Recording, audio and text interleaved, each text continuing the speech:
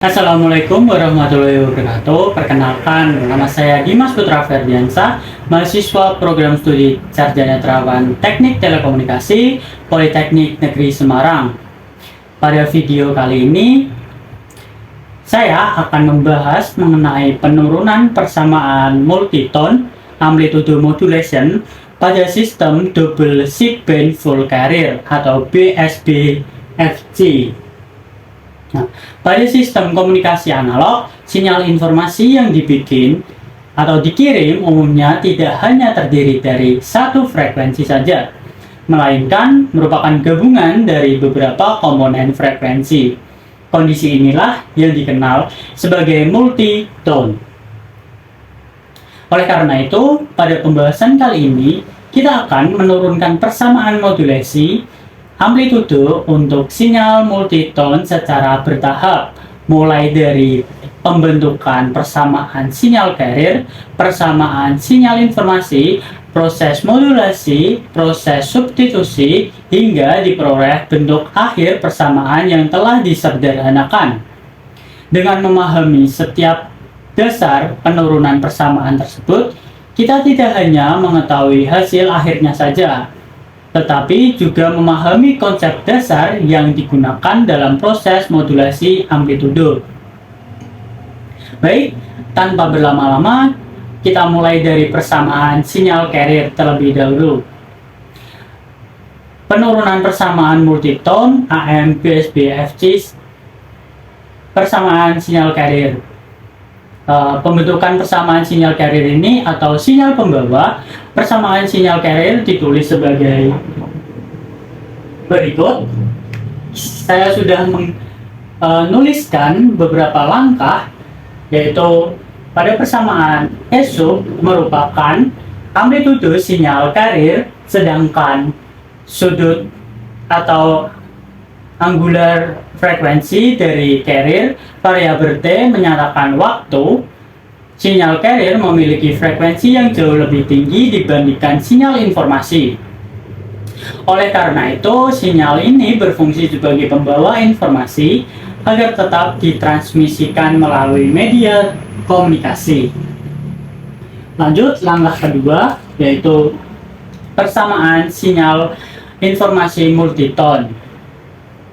Nah, selanjutnya kita definisikan sinyal informasi, karena pada pembahasan ini juga digunakan sinyal multitone, maka sinyal informasi terdiri dari tiga komponen sinyal sinus yang masing-masing memiliki amplitude dan frekuensinya yang berbeda. Persamaan sinyal informasi bisa dituliskan oleh sudah saya tuliskan di contoh langkah yang kedua. Nah, di sini tersebut S sub M1 merupakan amplitude sinyal informasi pertama, sedangkan omega 1 merupakan frekuensi sudut sinyal yang pertama. Selanjutnya, S sub 2 merupakan amplitude sinyal informasi kedua dengan omega 2 sebagai frekuensi sudutnya. Nah, kemudian S sub M3 itu merupakan amplitude sinyal informasi ketiga, sedangkan omega 3 merupakan frekuensi sudut sinyal yang ketiga. Ketiga komponen tersebut kemudian dijumlahkan sehingga membentuk satu sinyal informasi yang nantinya digunakan untuk memodulasi sinyal carrier. Nah, yang ketiga ada pembentukan persamaan modulasi AM setelah persamaan sinyal carrier dan juga sinyal informasi. Diketahui langkah berikutnya adalah membentuk persamaan sinyal hasil modulasi pada modulasi amplitude atau amplitude modulation. Amplitude sinyal carrier akan berubah mengikuti perubahan amplitude sinyal informasi, sedangkan frekuensi dan fasenya itu tetap. Oleh karena itu, persamaan sinyal termodulasi dapat ditulis sebagai contoh yang sudah saya tuliskan ke langkah yang ketiga, yaitu persamaan menunjukkan bahwa amplitudo carrier tidak lagi bernilai tetap, tetapi juga berubah-ubah sesuai dengan besar kecilnya sinyal informasi. Inilah prinsip dasar dari modulasi amplitudo atau amplitude modulation atau AM. Yang selanjutnya ada proses substitusi. Langkah berikutnya yaitu yang keempat, kita substitusikan. Proses substitusi ini karena sebelumnya nilai E sub M telah didefinisikan dalam bentuk 3 komponen sinyal sinus, maka persamaan tersebut dapat langsung disubstitusikan ke dalam persamaan modulasi sehingga diperoleh bentuk yang langkah keempat ini. Yaitu pada tahap ini tidak hanya perubahan konsep dalam proses modulasi, yang dilakukan hanyalah mengganti simbol E sub M dengan bentuk persamaan lengkapnya, sehingga seluruh komponen itu sinyalnya informasi dapat terlihat secara langsung di dalam persamaan modulasi. Dari persamaan ini juga dapat dipahami bahwa amplitudo sinyal carrier dipengaruhi secara bersamaan oleh ketiga komponen sinyal informasi. Nah, langkah yang kelima ada penyederhanaan persamaan agar persamaan lebih mudah dianalisis. Jadi langkah selanjutnya adalah mengeluarkan E sub sebagai faktor persekutuan. Dengan demikian diperoleh persamaan seperti contoh langkah nomor 5 ini. Nah, penyederhanaan ini dilakukan agar hubungan antara amplitudo sinyal informasi dengan amplitudo carrier dapat terlihat dengan lebih jelas. Perhatikan pada persamaan tersebut terdapat 3 buah rasio, yaitu frekuensi E. Ketiga rasio tersebut merupakan menunjukkan perbandingan amplitudo masing-masing sinyal informasi terhadap amplitudo carrier yang nantinya berkaitan dengan indeks modulasi pada setiap komponen sinyal informasi. Bentuk persamaan ini juga lebih mudah digunakan dalam proses analisis maupun perancangan sistem komunikasi analog. Kesimpulannya, proses pembentukan persamaan modulasi amplitudo untuk sinyal multitone diawali dengan mendefinisikan persamaan sinyal carrier dan sinyal informasi. Selanjutnya, kedua persamaan tersebut digabungkan sesuai prinsip dasar modulasi amplitudo. Nah, kemudian dilakukan proses substitusi sehingga diperoleh bentuk persamaan yang lengkap. Terakhir, persamaan disederhanakan dengan mengeluarkan amplitudo carrier sebagai faktor persekutuan sehingga bentuk akhirnya menjadi lebih mudah dianalisis. Dengan demikian, telah diperoleh bentuk umum persamaan amplitudo modulation AM multitone pada sistem double sideband full carrier yang menjadi dasar dalam analisis dan implementasi sistem analog. Nah, selanjutnya jika persamaan M sub T ini kita jabarkan menggunakan identitas trigonometri, sinyal ini akan membelah dirinya menjadi komponen upper sideband dan lower sideband untuk masing-masing frekuensi. Visualisasinya dapat dilihat dengan jelas pada grafik spektrum di kiri bawah ini. Nah, di setiap nada baik omega 1, omega 2 dan maupun omega 3 memiliki sepasang pita samping sisi kanan dan juga sinyal carrier kiri. Nah, karena setiap komponen frekuensi informasi sekarang memiliki 2 pita samping, hal ini akan langsung berdampak pada kebutuhan daya transmisinya. Mari kita geser ke sisi kanan papan untuk membuktikan bagaimana rumus daya total P sub T dari sistem ini terbentuk. Nah, masuk ke pembuktian total daya dan indeks modulasi total.